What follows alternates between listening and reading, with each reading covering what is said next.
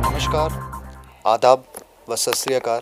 मैं हूं सुलिंदर परिहार और आप जुड़ चुके हैं द लोकल रिपोर्ट के साथ। आज हमारे साथ कुछ खास बातचीत करने के लिए है हफीज़ुल्लाह खुड़वानी सर। खुड़वानी सर का डोडा डिस्ट्रिक्ट में ही नहीं, जम्मू कश्मीर में नहीं, जम्मू कश्मीर के अंदर ही नहीं, पूरे इंडिया में नाम है, क्योंकि सर ने टीचर्स के, चाहे वो नेशन अवार्ड्स हों या स्टेट्स अवार्ड्स हों, वो लिए हुए हैं। तो हमारे साथ बातचीत करने के लिए हैं। एजुकेशनिस्ट माने जाते हैं डोडा डिस्ट्रिक्ट में, एक अच्छा कद है। मेरे भी टीचर रहे हुए हैं, एनसीसी के अंदर ट्रेन करते थे बच्चों को। तो हमारे साथ बातचीत करने के लिए पूरी बातचीत करेंगे। सर, स्वागत है the local report. Thank you very much. Sir, अब मैं भी आप ही का स्टूडेंट रहा हूँ। बड़ी खुशी हो रही है, अपना स्टूडेंट मुझे ले रहा है। तो सर, ये मेरे लिए भी बहुत खुशी की बात है। सर, मुझे ये बताएं कि अभी बहुत टाइम के बाद जो है कोविड-19 हमारे बीच में रहा, और बहुत टाइम के बाद अभी स्टूडेंट्स जो है स्कूल्स आ रहे हैं। तो अभी आपने भी स्कूल ओपन किया है, तो कैसा है बिहेवियर स्टूडेंट्स? देखिए, खुशकिस्मती की बात है, आखिरकार 11 महीने के बाद हमारे बच्चे जो हैं वो स्कूल आए और ऐसा लगता है कि बगीचे में बहार आ गई। हमने कोशिश की, जो गवर्नमेंट की या मिनिस्ट्री ऑफ होम अफेयर्स की गाइडलाइंस हैं उनको हमने पूरा फॉलो किया है। चाहे सैनिटाइज़र का इस्तेमाल हो, मास्क का इस्तेमाल हो, वो हमने बच्चों को स्कूल से दिया है, और सोशल डिस्टेंसिंग का भी हो। और उसके सोशल डिस्टेंसेस को मेंटेन करने के लिए हमने स्कूल को 9 से 12 तक, और फिर उनको भी 2 शिफ्टों में बांट दिया। सर, अभी अगर क्योंकि कोविड के कारण अब इफेक्ट तो हुए हैं, एजुकेशन सेक्टर, हर सेक्टर पे इफेक्ट हुआ है, तो एजुकेशन पे भी हुआ है। तो जो बच्चे हैं अब उनको जो पढ़ाई छूट गई है कोविड के कारण, तो या आपने उस गैप को मेंटेन रखने के लिए क्या कुछ किया? ऑनलाइन क्लासेस तो ऑप्शन थी, उसके अलावा क्या कुछ किया? हमने ये कोशिश की, जब पेंडेमिक का समय था, हमने इनको जूम क्लासेस का भी एहतमाम किया। हमने बच्चों को नोट्स भी फराहम किए और यूट्यूब चैनल्स भी हमने चलाए जिसमें हमारे टीचर्स ने लेसन दिए। उसके अलावा भी कभी कभी बच्चे स्कूल भी आते थे, क्योंकि उस्ताद जो थे हाजिर रहते थे, इंस्ट्रक्शंस थी, तनख्वाह उनको देनी थी, वो देते थे हम। तो कोई बच्चा जो है, जो दिलचस्पी रखते थे, वो आते थे और अपने मसले को अपने टीचर के साथ लेकर हल करते थे। सर, आप गवर्नमेंट सेक्टर में भी रहे हैं, टीचर रहे हैं, तो अब मुझे बताएं कि अभी हमारे जो गवर्नमेंट स्कूल्स हैं वो तो आए दिन न्यूज़ में तो दिखते ही हैं कि उनका जो वहाँ पे इंफ्रास्ट्रक्चर है वो कैसा है। तो सर, अभी क्वालिटी एजुकेशन की बात करें, प्राइवेट स्कूल्स हैं तो क्वालिटी एजुकेशन दे रहे हैं, लेकिन गवर्नमेंट स्कूल्स में क्यों क्वालिटी एजुकेशन नहीं मिल पा रही है बच्चों को? देखिए, गवर्नमेंट स्कूल में एक ही प्रॉब्लम है, पॉलिटिकल इंटरफेरेंस है। नंबर 2 जो है, अकाउंटेबिलिटी वहाँ पर नहीं है। जो उस्ताज़ा मेहनत करते हैं, दयानतदारी से काम करते हैं, तो उनके रंग ज़रूर फल लाती है, उनकी मेहनत जो है वो रंग लाती है। तो बात रही कि अब लोग क्रेज़ भी समझते हैं कुछ कि हम प्राइवेट स्कूल में बच्चों को पढ़ाएं। इसमें कोई शक नहीं कि प्राइवेट स्कूल का जो एडमिनिस्ट्रेशन होती है वो अपने आप को सोसाइटी में बालातर रखने की कोशिश करती है और मेहनत करती है, और कम क्वालिफाइड टीचर से अच्छा काम लेती है।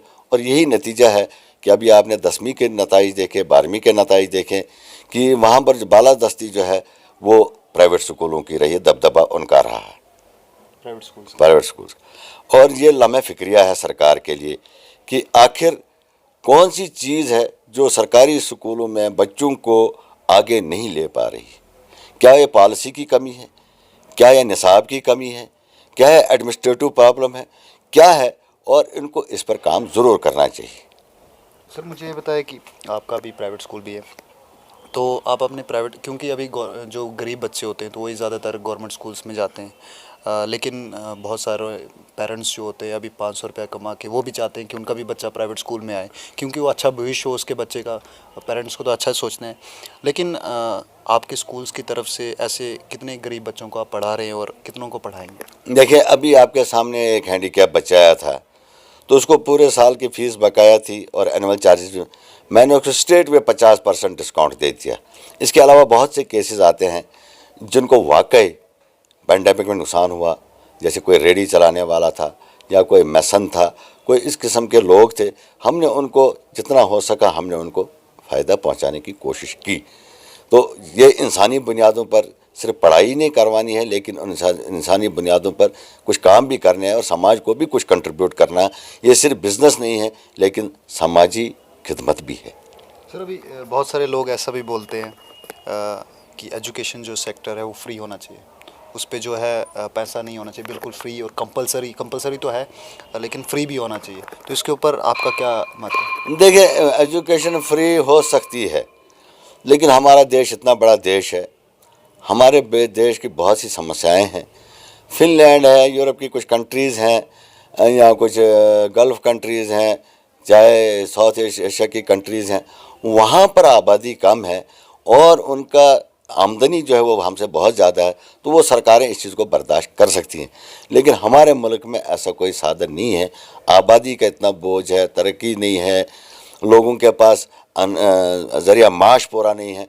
तो सरकार कोशिश तो कर रही है, सरकार की स्कीम में कोई गलत नहीं है, जैसे मिड डे मील का लिया हो, जो फ्री यूनिफॉर्म का, फ्री बुक्स का, लेकिन इसको इम्प्लीमेंट करने में प्रॉब्लम है और कुछ नहीं है। तो सर अगर बात मैं करूं कि अभी जो बच्चे हैं वो पढ़ते इसलिए हैं कहीं ना कहीं, वैसे पढ़ने का मतलब तो ये नहीं कि सिर्फ जॉब ही आनी चाहिए, जॉब ही मिलनी चाहिए, लेकिन अपना रोज़गार चलाने के लिए हमें जॉब की ज़रूरत पड़ती है। तो अभी बच्चे मैक्सिमम बच्चे जो हैं वो पढ़ते इसीलिए हैं कि उनको जॉब मिले। तो जब उनको जॉब नहीं मिलती है तो निराश होते, फ्रस्ट्रेशन होती है। ड्यूरिंग कोविड भी यही हुआ, बहुत सारे बच्चे देखे हमने जो फ्रस्ट्रेट हुए क्योंकि उनको अपने भविष्य की टेंशन होने लगी कि अब तो कोविड आ गया, अब हम स्टडी भी हमारी पूरी नहीं हुई, अब कैसे हमारा आगे चलेगा, हम नौकरी कैसे मिलेगी हमारे को। और बहुत सारे लोगों की मेरे को लगता है नौकरियां भी, अब वो नौकरी के लिए अप्लाई भी नहीं कर सकती, उनकी एज भी निकल गई। तो इस गैप के लिए अभी जो बच्चे आपके पास पढ़ रहे हैं आपके स्कूल में, तो आपको क्या लगता है कि उनको उस मोटिवेशन देने के लिए क्या कुछ करना ज़रूरी है? देखिए, मेरा सबसे बुनियादी काम जो रहता है, पढ़ाई तो कराता है, हर स्कूल कराता है, हर जगह होती है, लेकिन बच्चों को मोटिवेशन और काउंसलिंग की बहुत ज़रूरत है। और मैं हर वक्त जब भी मुझे मौका मिलता है बच्चों से बोलने का, या मॉर्निंग असेंबली हो या कि क्लास में हो, तो उनको मैं ज़िंदगी के मुश्किलात से ज़रूर आगाह करता हूँ और उनको गाइड भी करता हूँ कि आप सिर्फ सरकारी मुलाजम पर निर्भर ना रखें। आप सिर्फ ये नहीं देखें कि डॉक्टर इंजीनियर बनना है, आप एक अच्छे फौजी अफसर बन सकते हो, आप एक अच्छे पार्लियामेंटेरियन बन सकते हो, एक बिजनेसमैन बन सकते हो। बहुत से फील्ड हैं, लेकिन चाहिए उसमें एक ही बात, वो आपकी मेहनत और लगन। जो बच्चा ये सोच कर पढ़े कि मैंने रोज़गार हासिल करना है, तो शायद उसके ख्वाब पूरे नहीं होंगे, लेकिन जो ये सोचेगा कि मैंने पढ़ाई करके कुछ हासिल करना है, अच्छा इंसान बनना है, तो मेरे ख्याल में वही कामयाब रहता है। जी सर। तो सर के लिए एक पोइट्री जब मैंने स्कूल में हर टीचर के लिए लिखी थी, तो सर के लिए भी 2 लाइनें लिखी थी कि खुड़वानी सर का अंदाज़ तो नराला है, चेहरे पर है गुस्सा पर अंदर से जो दिल है वो खाली है। तो ऐसी कुछ पंक्तियाँ थी अभी वो बचपन की। तो सर मुझे बताया, आप स्ट्रिक्ट भी रहे, हमने देखा है कि आप स्ट्रिक्टनेस बहुत करते हैं। तो अभी आप स्कूल चला रहे हैं, तो वही परेड चल रही है कॉलेज के अंदर? हाँ, ऐसा नहीं, अब परेड तो नहीं यहाँ चलती है, लेकिन देखो आपको इसकी एक बात होती है कि आपकी कैसे तरबियत होती है। मेरी तरबियत आर्मी स्कूल से स्टार्ट हुई, फिर सर्विस में आए, फिर वहाँ भी एनसीसी के साथ रब्ता रहा, तो एक डिसिप्लिन्ड लाइफ रही। तो एक डिसिप्लिन आदमी को बड़ा मुश्किल होता है कि वो आम हालात में कंप्रोमाइज़ करे। तो लेकिन उस डिसिप्लिन में भी एक टीचर जब जो होता है वो अपनी सख्ती नहीं दिखाता है, लेकिन उस बच्चे को उस सांचे में डालने की कोशिश करता है ताकि उसकी ज़िंदगी जो है वो कामयाब रहे, सफल रहे। और उसके लिए कुछ नहीं होता है, टीचर को सबसे बड़ी खुशी ये होती है कि उसका बच्चा, उसका पढ़ाया हुआ बच्चा जो है, जब वो किसी मकाम पर पहुंचता है, वो समझता है कि मेरे सर पर एक ताज सज गया है। बिल्कुल सर, ये तो मुझे भी खुशी हो रही है कि मैं आज आपका इंटरव्यू ले। सर जानना ये भी चाहूँगा क्योंकि अभी रिसेंटली जो है 10th का रिज़ल्ट आउट हुआ है, 12th का भी। तो सर कैसे आप इन सब रिज़ल्ट्स को देखते हैं? देखें, मैं सबसे पहले तमाम तलबा व तालबात जिन्होंने 12वीं और 10वीं में कामयाबी हासिल की, मुबारकबाद पेश करता हूँ। और ये ऐसे मुश्किल हालात में इन लोगों ने पढ़ा जबकि कोई ज़रिया नहीं था इनके पास, स्कूल नहीं था, कोई ऑनलाइन सिस्टम प्रॉपर नहीं था, बाकी मुश्किलात थे। तो मैं अपने दिल से, चाहे वो प्राइवेट स्कूलों के बच्चे हो, चाहे वो सरकारी स्कूल के बच्चे हैं, उनको मुबारकबाद पेश करता हूँ कि उन्होंने इतनी मुश्किलात में अपने हौसले नहीं आ रहे, अपनी लगन रखी, अपनी तड़फ रखी, पूरी मेहनत से काम किया और वो मेहनत जो इनके रंग लाई। हमारे खिता चनाब का मैं रिज़ल्ट देख रहा था तो बहुत अच्छा रिज़ल्ट है। मेरे अपने स्कूल का बहुत अच्छा रिज़ल्ट है। मेरे स्कूल में जो है 60% डिस्टिंक्शन 12th में भी हैं और 10th में भी है। जब मैं एनालिसिस कर रहा था तो वाकई मेरे लिए एक हौसला बुलंद इशारा था कि बच्चे जो हैं वो मेहनत करते हैं, लेकिन अगर उनको मेहनत कराने वाला कोई हो। सर ओके, इस बार तो पोजीशंस कितनी लाई है मेरे लिए तो इम्पोर्टेंट नहीं है, नहीं बहुत सारे लोगों के लिए आज इम्पोर्टेंट नहीं होती पोजीशन, लेकिन जो मेहनत करता है उसके लिए इम्पोर्टेंट होती है पोजीशन।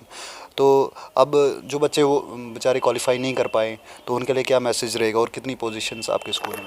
देखिए सर, हमारे स्कूल के ओवरऑल रिजल्ट बहुत अच्छे, 89% हमारा रहा 12th में, जिसमें एक पोजीशन भी थी और 75 बच्चों में से 44 बच्चों की डिस्टिंक्शंस थी। इसी तरह 10th क्लास में मेरे एक बच्चे ने 488 लिए हैं, 483 पर हैं, 478 पर हैं, 477 पर, मतलब 90 प्लस में कम से कम 20 बच्चे के करीब हैं। और ये बच्चों की अपनी मेहनत थी। हमें फ़ख्र महसूस होता, गर्व महसूस होता है जब स्कूल के बच्चे परफॉर्म करते हैं, तो उसमें उनके उस्ताज़ा की भी इज़्ज़त है, उनके वालिदैन की भी है और स्कूल की ओवरऑल तो होगी। तो हमारी ये कोशिश है कि जो बच्चे थोड़ा पीछे रह गए या किसी किस्म की कमज़ोरी उनमें, वो हिम्मत ना हारें। ये failure is not end of the journey but bat in the road. उनको सबक सीखना है कि हमारी कमज़ोरियाँ कहाँ हैं, उन कमज़ोरियों को दूर करने के लिए फिर आगे रेस में शामिल होना। बहुत बहुत शुक्रिया सर। Thank you. सर ने भी कहा कि जो हार जाते हैं उनको डरना नहीं चाहिए, घबराना नहीं चाहिए, क्योंकि हार से ही हम सीखते हैं और अच्छा बनते हैं। तो आप यूं ही जुड़े रहे द लोकल रिपोर्ट के साथ। सुलिंदर परिहार को दीजिए इजाज़त।